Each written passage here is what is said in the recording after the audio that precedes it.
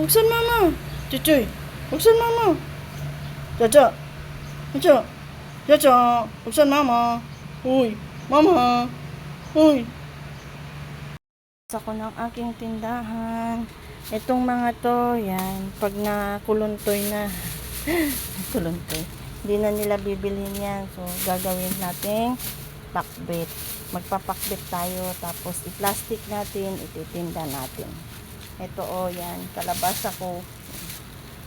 Natutunaw na yan. Ayan, matutunaw na yan. So, minsan di na nila bibilhin. May mga masiselan. Ayaw na nila ng ganyan. Gusto nila yung sariwa. So, gagawin natin pakbet. Bumili ng kamote at talbos at kangkong. O, ayan, ang bilis matuyo. Uulamin na namin yan. Hindi na pwedeng itinda. Yung aking saging. Ayan, ilalaga ko na yan.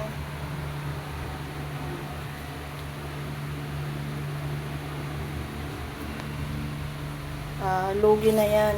Lugi na ako ng 40 pesos. Yung gagawin kong pakbet, ito yung mga talong, yan. Sa sobrang init, gaganyan sila. Yung sitaw, mahihinog na isang araw pa lang. Ganyan kainit dito po, yan, naluluto ang mga gulay. Mga kamamis at mga ka-espesyal, good morning! Magde-deliver tayo. Kailangan natin, saan yung isang bag ko?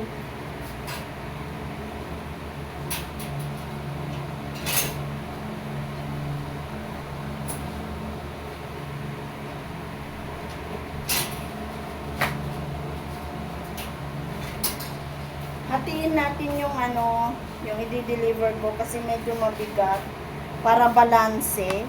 Ilang kilo to? Kailangan kung 6 na kilo ang bubuhatin ko, tigta 3 kilo. So, yan. Ilalagay natin sa kalahati na bag yung isda, langka, at saka yung kamatis. Para parehas yung timbang. Kasi yung likod ko. Ayan, okay na. Kasi 7 kilo ito. So, tagta 3 kilo, kalahati sila. Okay na. Parehas yung timbang. Tara na. Si Janine lagising na. Pakainin ko siya mamaya. Ating listahan. Nandito na sa cellphone. Inano ko na. Samahan niyo po ako. Alis lang si mama. Deliver lang ako. Saglit lang. Ibalik natin yung karne ng manok sa ref. Ilalabas ko yan pag may bibili. Patayin natin ang timbangan muna. Tara na. Ang susi ko. Sasara ko yung pinto. Wala yung susi. Asan susi ko? Oo nga pala, speaking ng susi. Asan susi ko? Wala na. Susi ko. Yanin na ako. Nandito sa bag ko. Isang bag ko. Ito yung dinadala ko sa palengke. Ito yung susi. Ako magpapayong. Naman, hindi masyadong mainit. Makulimlim.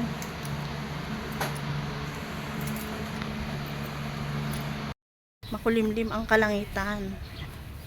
Sana umulan na lang.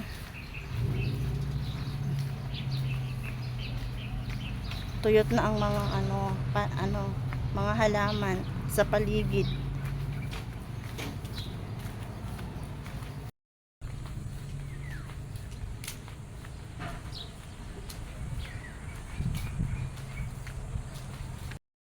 Ng aking bag, wala nang laman. Naka-deliver na. So, anong susunod nating gawin? Papaliguan ko ang aking mga alaga. Saka si Janela, magluluto na tayo ng tanghalian. Atin si Janela sa school ng practice para sa kanilang graduation. Diba, hindi pumapasok pero magpa-practice siya ng graduation.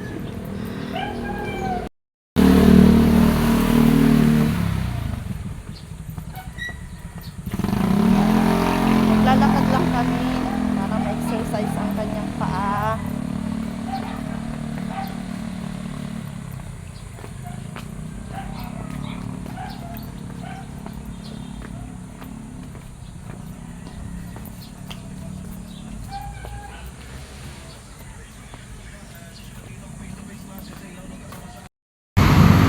Malayo pa ang school, malayo pa ang lakaran, mga 30 minutes yata ito. Oh. Nabibilang ko yung hakbang ko, yan.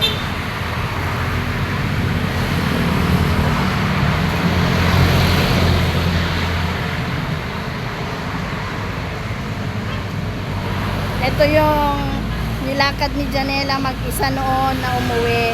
Kinakasan niya yung teacher niya. Nakauwi siya mag-isa. Highway na highway. Nakakatakot. Oh.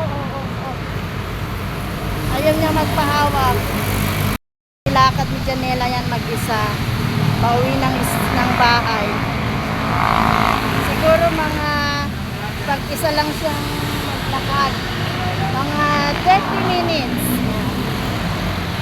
Pero pagkasama niya ako, 15 minutes.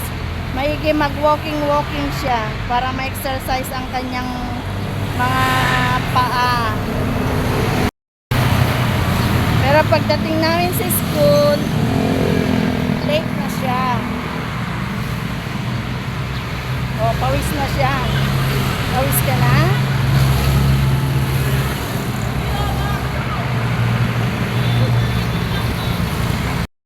Uwi na si Janela. Tapos ng practice, basang-basa ang buhok. Parang naligo. Na anong ginawa nyo? Nag-dance. Paano? Basa ang kanyang uniform. Naglalakad lang kami.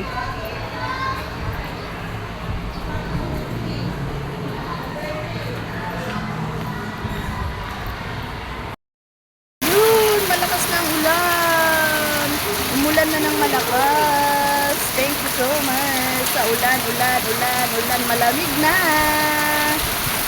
Ayan, umulan. Oh. Kahapon ito, umulan.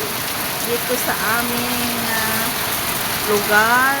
Umulan. Oh.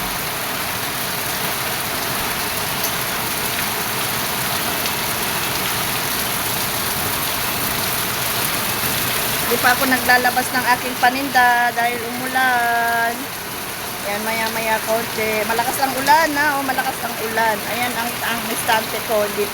Wala pang nakalagay na mga gulay.